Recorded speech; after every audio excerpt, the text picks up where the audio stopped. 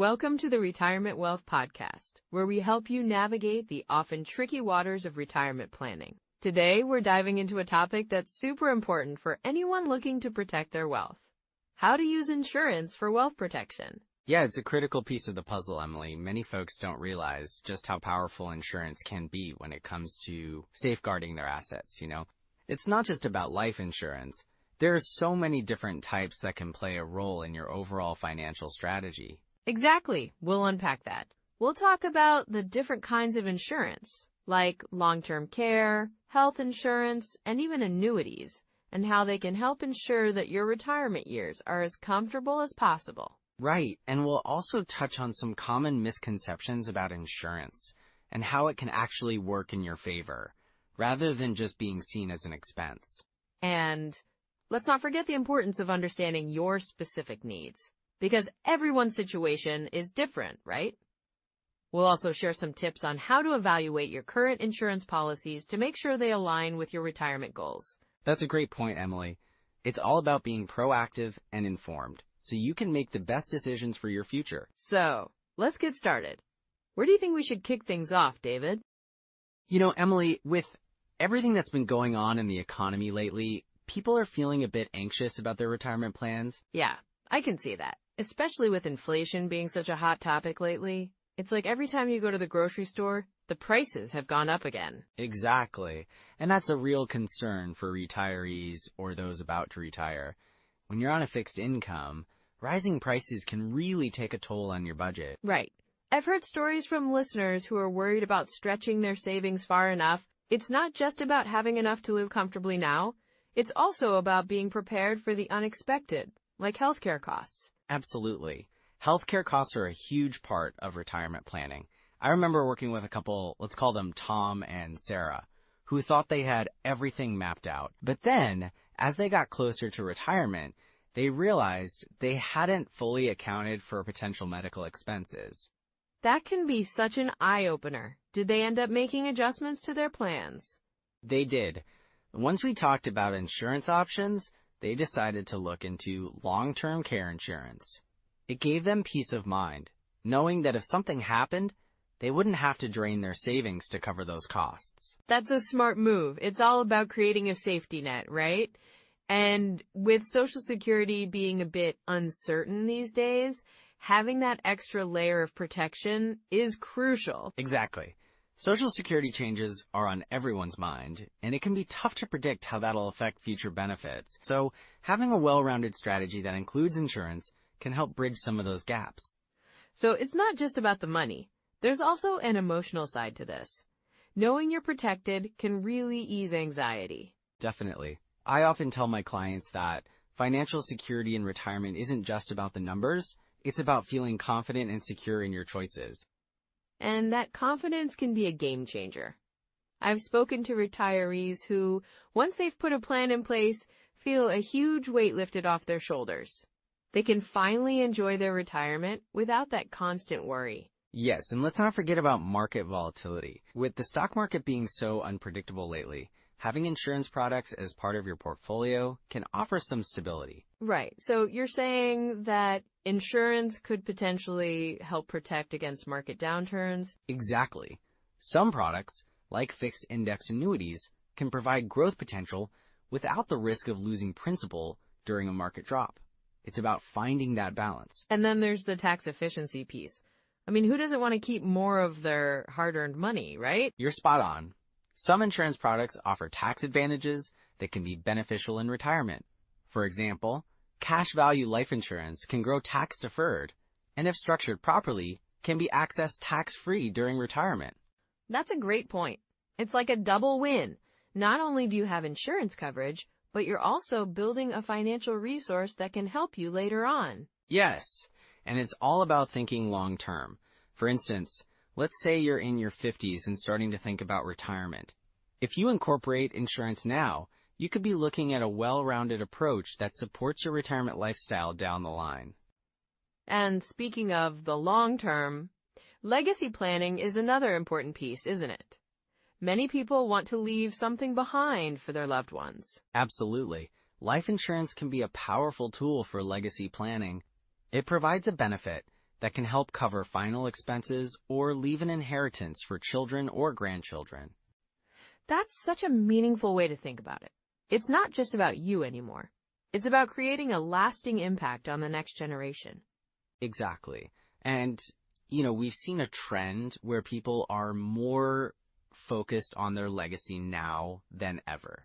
They want to ensure their loved ones are taken care of, regardless of what happens to them. It's so important to have those conversations too. I think a lot of folks shy away from discussing financial matters with family, but it can really bring peace of mind. Yes, and it can also help avoid potential conflicts down the road. When everyone knows what the plan is, it makes things so much smoother. And with the current economic trends, it seems like more people are becoming aware of the need for proactive planning. It's like the perfect storm of reasons to take action now. Exactly. The earlier you start, the more options you have. And it's not just about protecting your wealth, but also ensuring that you can enjoy it. So with all these factors in play, inflation, market volatility, healthcare costs, it sounds like insurance can play a key role in a comprehensive retirement strategy. Definitely. It's about looking at your whole financial picture and understanding how each piece fits together. Well, I think that leads us perfectly into some core strategies for using insurance effectively. Yes, let's dive into those strategies. So, Emily, when we talk about using insurance for wealth protection, it's important to understand how it fits into the larger picture of retirement planning, right? Absolutely. I mean, insurance can be such a powerful tool, but it's often overlooked. What are some of the core strategies you recommend? Well, one of the first things I'd highlight is life insurance. It's not just a safety net for your loved ones. It can also serve as a wealth-building vehicle. For instance, whole life policies accumulate cash value over time. You can borrow against that cash value if needed. Right, and I think a lot of people don't realize that borrowing from your life insurance isn't taxable, as long as you pay it back. That's a big advantage. Exactly. And then there's the concept of annuities, which can provide a steady income stream in retirement. If someone is worried about outliving their savings, an annuity might be a good solution. Yes, and there are different types of annuities, right? Fixed, variable, indexed. It can get a bit confusing. It can, but each has its pros and cons. For example, a fixed annuity guarantees a certain return, while a variable annuity allows you to invest in different portfolios, which can lead to higher returns, but also comes with more risk. So it's really about balancing that risk and return. And speaking of risk, how does asset allocation play into this? Good point. Asset allocation is crucial. A common rule of thumb is the 70/30ths rule, where 70% of your portfolio is in stocks and 30% in bonds as you approach retirement. This can help manage risk while still aiming for growth. That makes sense. But how do you determine the right mix for someone's portfolio? Well, it really depends on factors like your risk tolerance, investment time horizon, and income needs. For example, if you're more risk averse, you might lean towards a more conservative allocation, like 60% bonds and 40% stocks. And what about tax-advantaged accounts like 401ks and IRAs? How do they fit into this picture? Those are essential. You want to maximize contributions to your 401k, especially if your employer offers a match. That's free money, essentially. The same goes for IRAs, whether they're traditional or Roth. With a Roth, your money grows tax-free, which can be a huge advantage in retirement. Right. And I think a lot of people get confused about the tax implications of withdrawals. Exactly. With traditional IRAs, you pay taxes on withdrawals as income. Whereas with Roth IRAs, you've already paid taxes, so your withdrawals are tax-free. Keeping those distinctions in mind can impact your strategy significantly. And then there's the whole issue of required minimum distributions, or RMDs, right? Yes, starting at age 73, and soon to be 75, you're required to start withdrawing from your traditional retirement accounts, which can affect your tax situation and overall income strategy. So planning for those RMDs is really important to avoid unexpected tax hits, isn't it? Absolutely. It's all about having a withdrawal strategy that takes those RMDs into account. Some folks use the 4% rule as a guideline, which suggests withdrawing 4% of your retirement savings each year. But, everyone's situation is different. Right, and that's where personalized planning comes into play. You might need to adjust that percentage based on your individual needs and market conditions. Exactly. And then you've got the bucket strategy, which segments your assets into different buckets based on when you'll need the money. For instance, you might have one bucket for short-term needs, like living expenses, and another for long-term growth. I love that approach.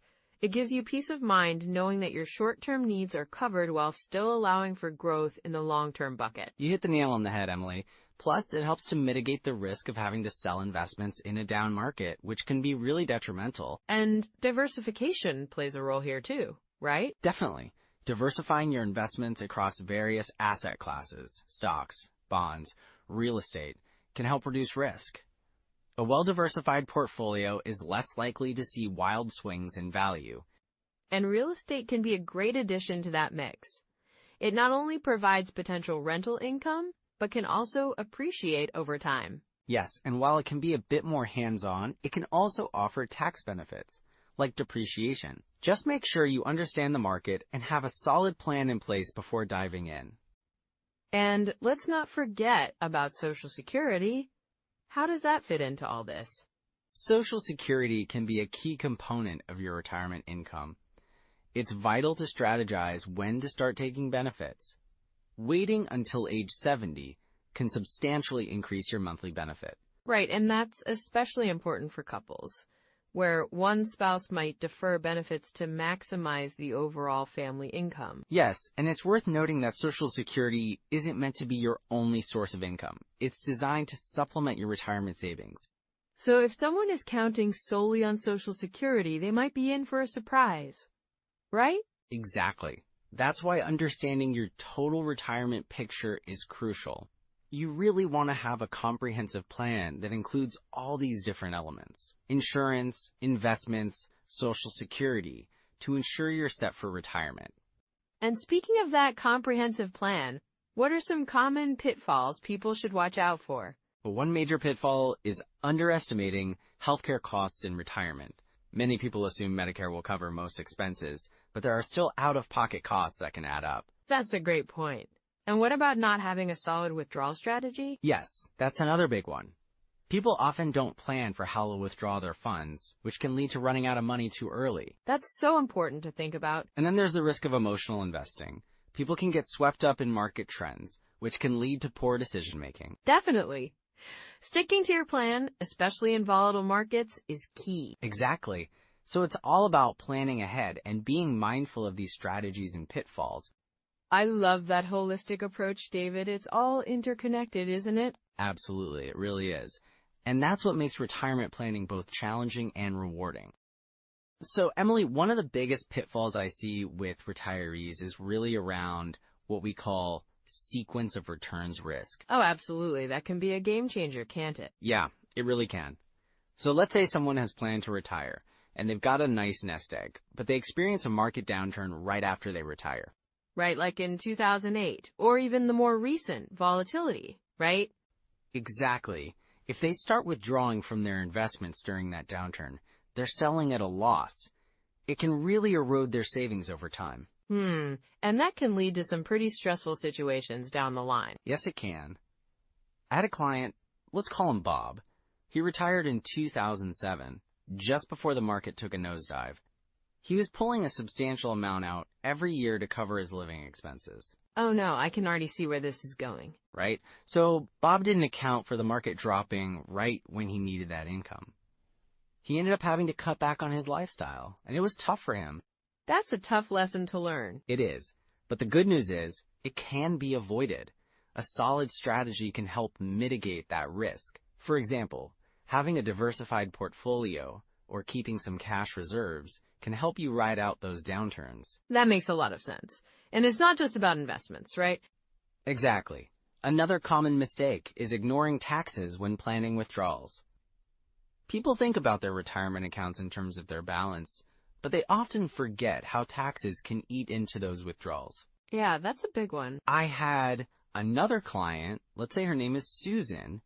She was pulling money out of her traditional IRA without considering the tax implications. Oh, that can really add up, can it? Yes, it can. Susan ended up pushing herself into a higher tax bracket, which was a real surprise to her. She had to pay a lot more in taxes than she anticipated, and it cut into her overall retirement income. Wow, that's something to really think about. For sure, planning around taxes is crucial. It's a good idea to have a tax strategy in place for withdrawals, maybe even considering a Roth conversion strategy in some cases. I see. It's all about being proactive rather than reactive, right? Exactly. And then there's healthcare. Ah, yes. The silent killer of retirement plans. Right? Many retirees underestimate how much healthcare costs can impact their savings. I know people often think, oh, I'll be fine, I'm healthy. Yes, but health issues can pop up unexpectedly. I remember working with a couple, let's call them Mike and Linda. They were in great health, but then Mike had a health scare and needed extensive medical treatment. That must have been a wake-up call for them. It was. They hadn't planned for long-term care or the potential costs of unexpected medical issues. Their savings took a big hit, and they had to make some difficult decisions about their lifestyle. That's tough. It is. The key takeaway is to build in a buffer for healthcare costs, and maybe even consider long-term care insurance. That's really valuable advice. Another area where people stumble is poor asset allocation. Oh, for sure. People often get too conservative too quickly. They move all their money into bonds or cash because they're worried about market volatility. But that can really hurt them in the long run, right? Absolutely. I had a client, let's call him John. He was so worried about losing money that he moved everything to cash just before a big market upswing. Oh no. Exactly. He missed out on some significant growth opportunities, which really hurt his portfolio's performance over the next few years.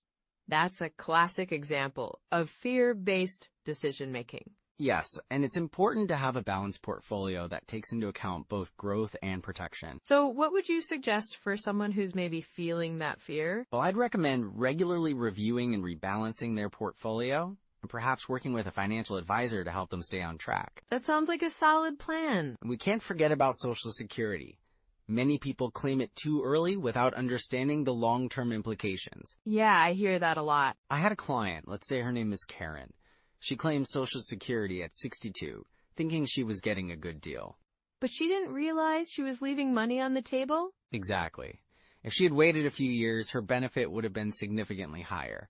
Now she has to rely more on her savings, which wasn't part of her plan. That's a tough spot to be in. Yes, and it highlights the importance of understanding the full picture of Social Security benefits and how they fit into your retirement strategy. So what's the best way to avoid these pitfalls? Well, the first step is education. Understand your options, and don't hesitate to seek professional guidance.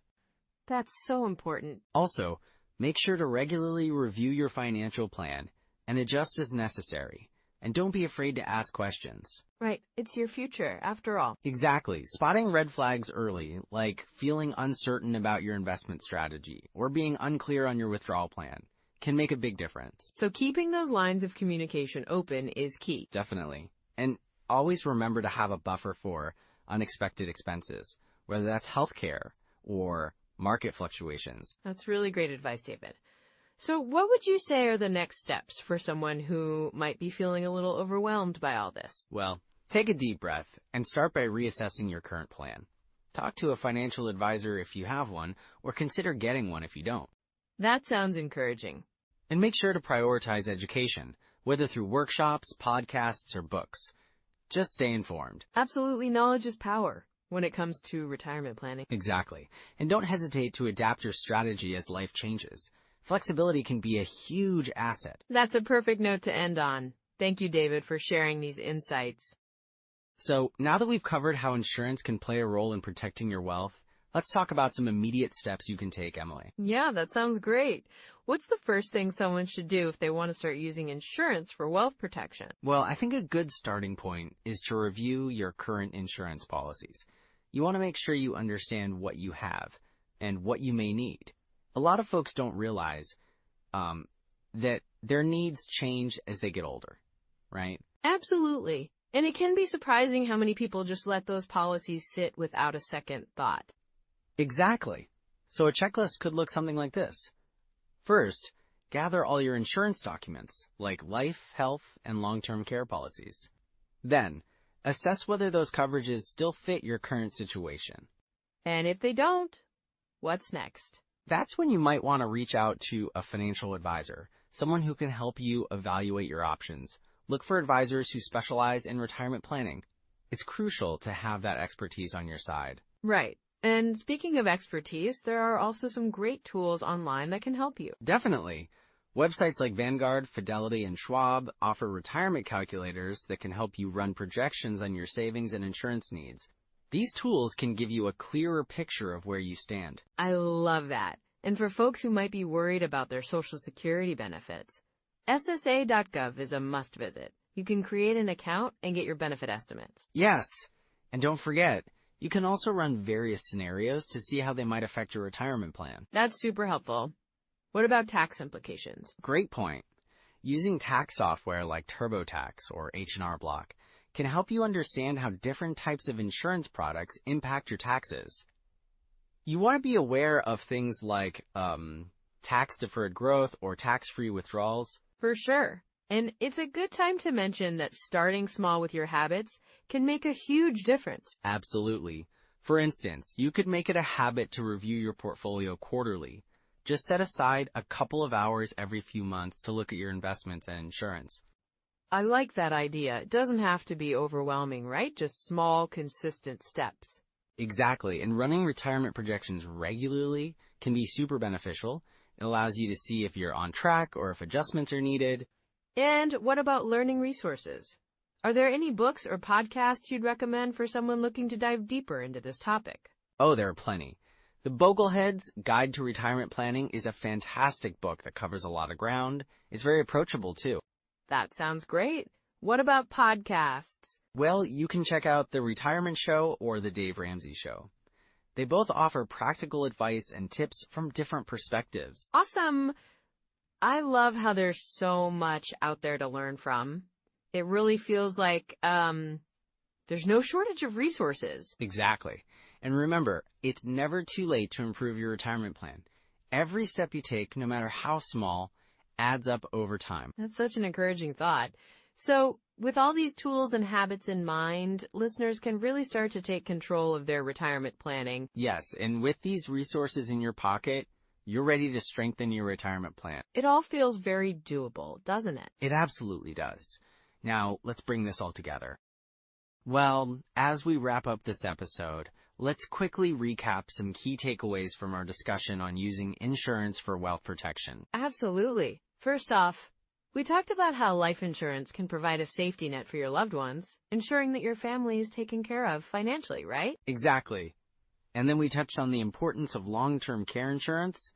It's a way to protect your savings from the high costs of care as you age, which can be a huge relief. Right, and I think we also highlighted how annuities can be a useful tool for creating a steady income stream in retirement, helping to alleviate some of that financial stress. Definitely.